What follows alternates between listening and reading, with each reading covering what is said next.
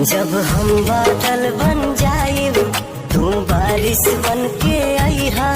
जब सांस भी कम पड़ जाए तो हमरा दिल में समैहा। झिमझिम सावन की बूंदें तू हर मौसम बरसैहा। जब सांस भी